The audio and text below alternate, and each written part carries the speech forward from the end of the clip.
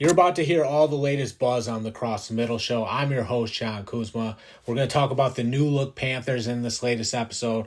We're also going to talk about Chauncey Gardner-Johnson and the Lions defense. Let's start with the Panthers. The Panthers have this whole new identity as a team. They have a new head coach. They have a new quarterback. Frank Reich is in at head coach. Steve Wilks is out. Remember, this team was winning a lot of games with Steve Wilks. They were starting to figure it out. Steve Wilks had them going in the right direction. Well, they fire Steve Wilks. They bring in Frank Reich. Frank Reich gets it done with his offensive creativity. He's going to be good at drawing up plays. We have to see if Frank Reich can get the team to buy in. That seemed to be his problem at the end of his time with the Colts. We all know he can draw up plays just like Josh McDaniels can, but the trouble with these strategists, sometimes they're not motivators and they don't do a good enough job of motivating the team.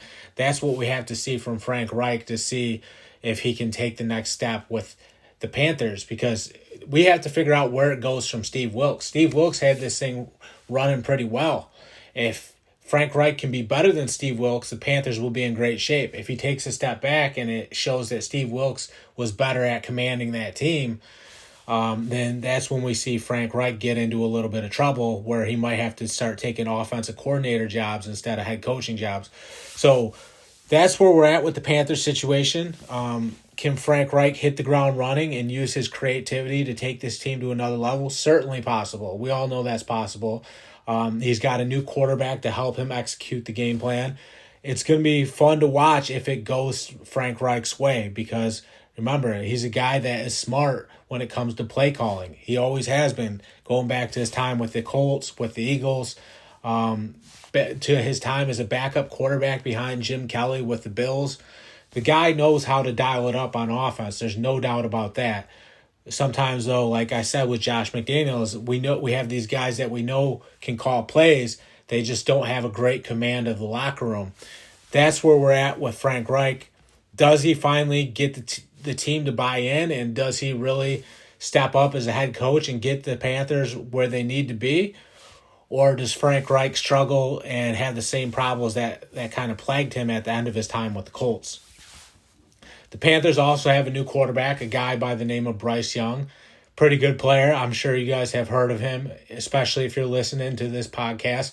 Bryce Young went to Alabama for all those years, was a really good football player, a little undersized, but the guy can sling it. He throws perfect spirals all over the field.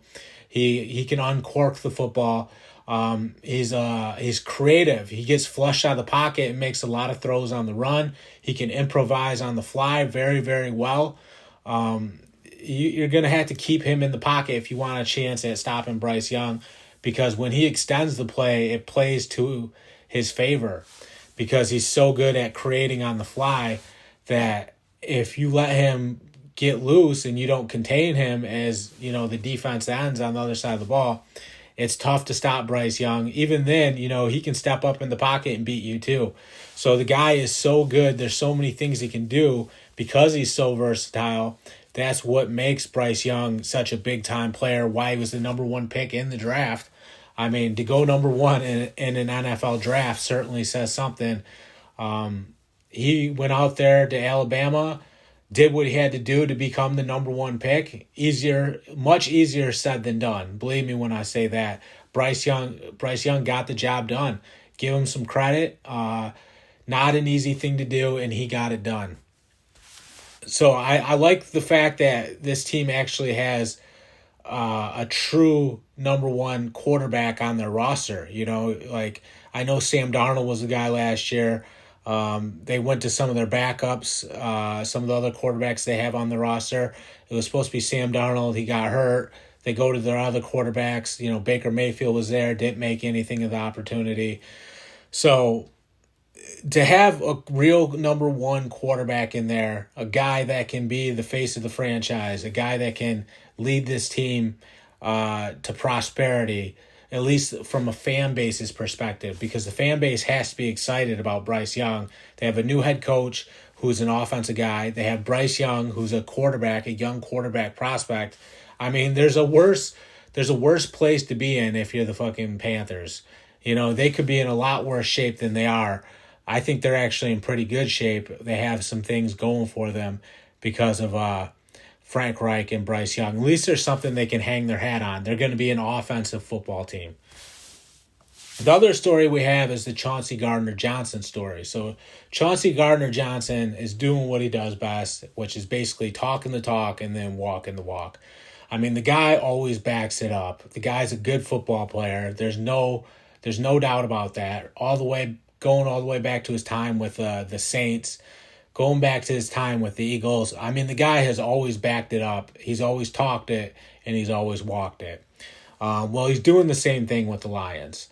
Chauncey Gardner-Johnson is laying people out, and he's letting them know about it too. Basically saying, hey, you haven't seen anything like this before. Get ready.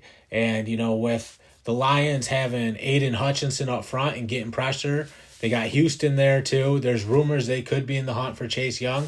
I mean, seriously, Chauncey Gardner-Johnson might have some serious opportunities because even though he lays people out constantly lays people out, he's also a ball hawk too. He's a complete football player. Not only is he a complete football player, he's also an irritator. He can irritate the other team. He wins the game not only physically, he wins the game mentally too. And that's one of the best compliments you can give a player because he can get under your skin and rattle his opponents. I've seen him do it to Tom Brady before. Like, honestly. So Chauncey Gardner-Johnson is a guy that is just a physical football player. I'm excited to see what Aiden Hutchinson does on the defensive side of the ball coming back for year 2. We all know Aiden Hutchinson was great as a rookie, absolutely phenomenal. I'm excited to see him coming off the edge and making plays in year 2. All this really does is it creates plays for the secondary because when you have a defense end that's just teeing off on the quarterback, now you're getting ill-advised throws. Now you're getting rushed throws. Now you're getting the quarterback telegraphing his passes right into Chauncey Gardner because Chauncey Gardner-Johnson he's gonna break on some passes and create his own interceptions. If he can get a few floaters right to him too, now you're looking at 5-6 interceptions in a year. I mean, that's how you have success as a defensive back. You create 3 or 4 yourself. You get a couple, hopefully, from your defense up front to get you to 6. And after that, anything after that, if you keep lighting it up, you're in Trayvon Diggs territory. We all know how good he's been. Chauncey Gardner-Johnson, though, is more physical than Trayvon Diggs. Trayvon Diggs is a corner. Chauncey Gardner-Johnson can do a little bit of everything. Safety. He can play corner. He could play in the nickel.